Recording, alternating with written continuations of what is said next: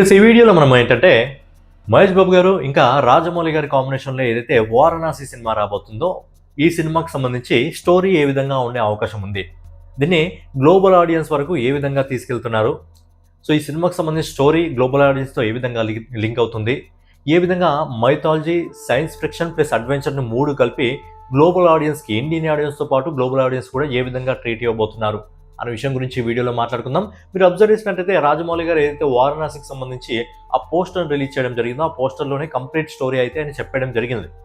So దాని గురించే మనం ఈ వీడియోలో మాట్లాడుకుందాం. సో అంతకంటే ముందు నేను మీ Gaurav, welcome back to our unique updates. So రెగ్యులర్గా ఇలాంటి ఇంట్రెస్టింగ్ వీడియోస్ కోసం అలాగే బాక్స్ ఆఫీస్ కలెక్షన్స్ కోసం మన యూనిక్ అప్డేట్ ఛానల్ సబ్స్క్రైబ్ చేసుకొని ఫాలో అవుతుండండి.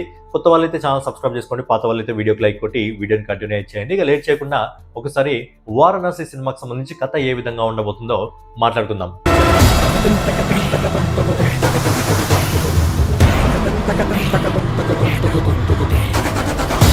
ఇప్పటి వరకు మనం ఇండియన్ సినిమా హిస్టరీలో ఎన్నో వండర్స్ చూస్తుంటాం, కానీ 2027లో ఇండియన్ బాక్స్ ఆఫీస్ దగ్గర Hollywood level mind blowing visual చూపించడానికి వస్తున్నారు మన ఎస్ఎస్ రాజమౌళి ఇంకా మహేష్ బాబు గారి కాంబోలో వస్తున్న SSMB29 వారణాసి కథ ఎలా ఉండబోతుంది అని మాట్లాడుకుందాం.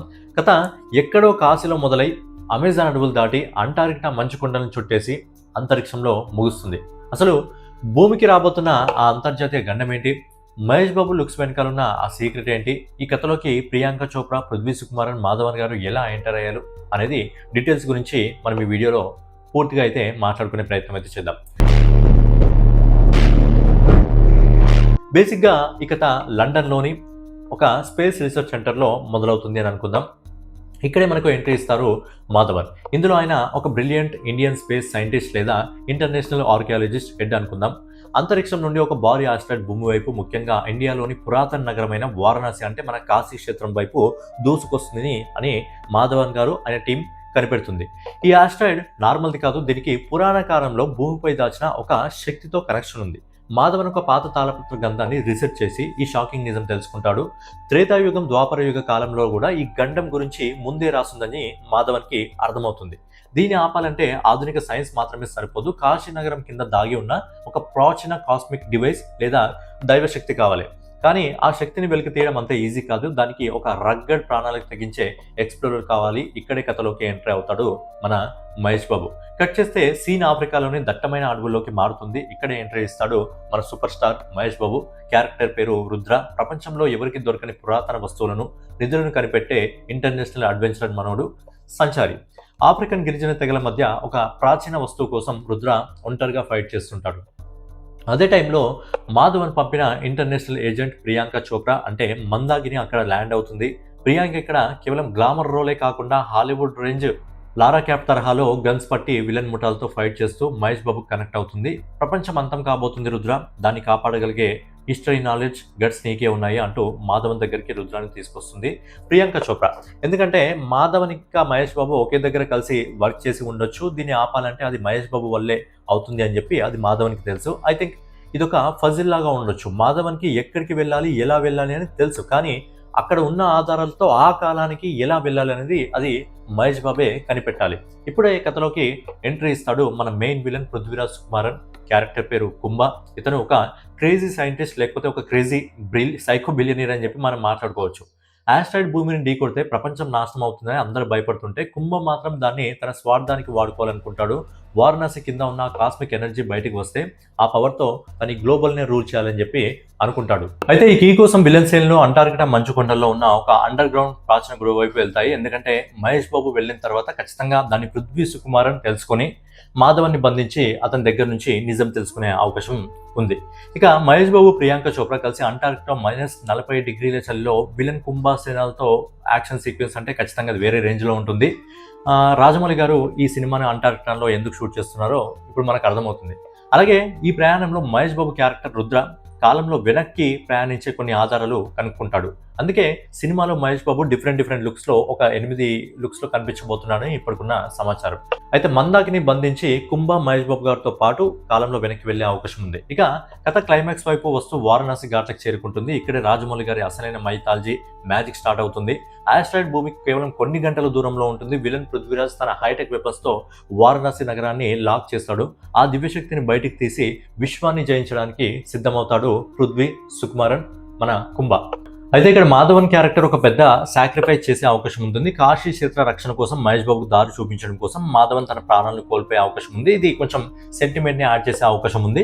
మాధవన్ మరణం రుద్రాలో ఉన్న అసలైన పవర్ ని మేల్కొంటుంది. రుద్రుడిగా అంటే శివుడిగా రౌద్ర రూపంలో మారిపోతాడు. ప్రియాంక చోప్రా ఆకాశ గంగ లాంటి ప్రాచీన టెక్నాలజీ ఫార్ములాని డీకోడ్ చేసి మహేష్ బాబుకు అందించే అవకాశం అయితే ఉంది. అయితే ఇక్కడ క్లైమాక్స్ ఒకవైపు ఆకాశం నుండి ఎర్రగా మండుతూ దూసుకొస్తున్న వినాశనం, ఇంకోవైపు పృథ్వీరాజ్ మోడర్న్ వెపన్స్, వీటన్నిటిని మహేష్ బాబు తన రా ఫిజికల్ ఎనర్జీతో ఇంటెలిజెన్స్తో విలన్ని ఏ విధంగా ఆట కట్టించాడు, ఆ ప్రాచీన కాస్మిక్ పరికరాన్ని యాక్టివ్ చేసి స్పేస్ నుండి వచ్చే ఆస్ట్రాయిడ్ని వారణాసి గంగా సాక్షిగా గాల్లోనే ఎలా ముక్కలు చేశాడు అనేది క్లైమాక్స్ విజువల్స్ వండర్ చూపించే అవకాశం ఉంది.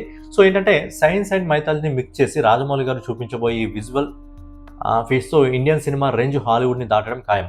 వారణాసి బ్యాక్డ్రాప్లో రాబోతున్న Mahesh Babu looks and Prithviraj villainism ప్రపంచ ప్రేక్షకుల్ని ఖచ్చితంగా మెప్పించే అవకాశం అయితే ఉంది. సో ఏంటంటే ఇప్పటి వరకు ఈ సినిమా నుంచి వస్తున్న డీటెయిల్స్ ఏదైతే అదంతా ఉందో, ఇంకా ఆయన పోస్టర్ డిజైన్ చేయడం జరిగిందో, పోస్టర్ని బయటికి రిలీజ్ చేయడం జరిగిందో, ఓవరాల్గా ఏంటంటే సైన్స్, మైథాలజీ ఇంకా అడ్వెంచర్ 3 కలిపి ఒక సినిమాలో ప్రజెంట్ చేయబోతున్నాం. మ్యాక్సిమం నా అంచనా ప్రకారం అయితే మ్యాక్సిమం స్టోర్ వారణాసి స్టోర్ అయితే ఇదే విధంగా ఉండే అవకాశం ఉంది. కానీ రాజమౌళి గారి డైరెక్షన్ ఏ విధంగా ఉంటుందో తెలుసు, ఆ విజన్ ఏ విధంగా ఉంటుందో తెలుసు. సో ఆ విజన్ని ఏ విధంగా ఎక్స్ప్లోర్ చేయబోతున్నారు, ఇండియన్ సినిమాలు అంటేనే ఒక రేంజ్లో ఎక్స్ప్లోర్ చేయడం జరిగింది. ఇప్పుడు ఏకంగా గ్లోబల్ వైజ్గా ఆయన సినిమాని తీసుకెళ్తున్నాడు కాబట్టి గ్లోబల్ వైజ్గా ఉన్న ఫ్యాన్స్ అందరికీ కూడా ఆయన విజన్ ఏమిటో ఏ విధంగా ఉంటుందో ఖచ్చితంగా ప్రపంచానికి ఏ రేంజ్లో చూపిస్తారో ఒకసారి అర్థం చేసుకోండి. ఎందుకంటే ఈ సినిమాకి దాదాపుగా 1500 కోట్ల రూపాయల బడ్జెట్ పెట్టడం జరిగింది. బట్ ఇప్పుడు వస్తున్న ఇన్ఫర్మేషన్ ప్రకారం ఏంటంటే ఆ 1500 కోట్ల బడ్జెట్ కూడా సరిపోవట్లేదంట. అది ఐ థింక్ 1800 కోట్ల వైపు సినిమా రిలీజ్ అయ్యేంత వరకు, సినిమా రిలీజ్ సమయం దగ్గరకు వచ్చే వరకు ఈజీగా 2000 కోట్ల వరకు వెళ్ళే అవకాశం కూడా ఉంటుంది.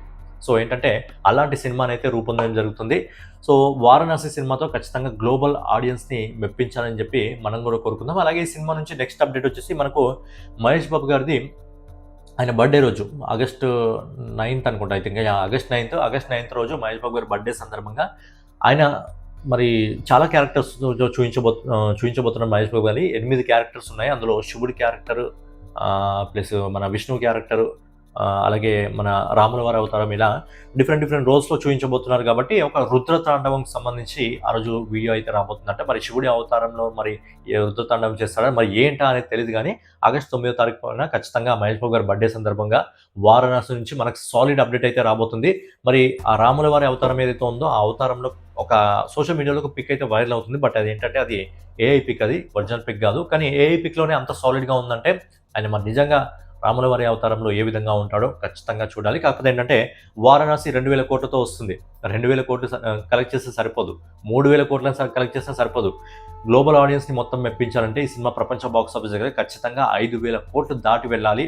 మరి వారణాసి సినిమా ఇంత పగడ్బందీగా రాజమౌళి గారు ఆయన విజన్ని మొత్తం కంప్లీట్గా ఈ సినిమా కోసం పెట్టడం జరుగుతుంది. కాబట్టి ఈ cinema world wide box office దగ్గర 5000 కోట్ల వరకు వెళ్తుందా లేదా, అలాగే వారణాసి సినిమాకి సంబంధించి స్టోరీ మీకు ఏ విధంగా అనిపించింది, మనం మాట్లాడుకున్నది జస్ట్ గెస్ చేయడం మాత్రమే. ఇది మరి రియల్ స్టోరీ ఏ విధంగా ఉందో తెలియదు, కాదు మాక్సిమం ఈ విధంగా ఉండే అవకాశం ఉంది అని చెప్పి పర్సనల్గా నా ఒపీనియన్. మరి మీ ఒపీనియన్ ఏంటి? Varanasi cinema world wide box office దగ్గర 5000 కోట్లు అందుకుంటుందా లేదా, అలాగే ఈ సినిమాకి సంబంధించిన నేను ఎక్స్ప్లెయిన్ చేసిన స్టోరీ మీకు ఏ విధంగా అనిపించింది, మీ ఒపీనియన్ ఖచ్చితంగా కామెంట్ రూపంలో తెలియజేయండి. నెక్స్ట్ వీడియోలో మళ్ళీ కలుసుకుందాం. సో వీడియో చూసిన ప్రతి ఒక్కరు కూడా వీడియోని లైక్ చేయండి. మీ దగ్గర హైప్ ఉంటే ఖచ్చితంగా కింద హైప్ కూడా కొట్టండి. అలాగే మీ ఒపీనియన్ కామెంట్ రూపంలో తెలియజేయండి. నెక్స్ట్ వీడియోలో మళ్ళీ కలుసుకుందాం. జై హింద్, జై భారత్, నమస్తే.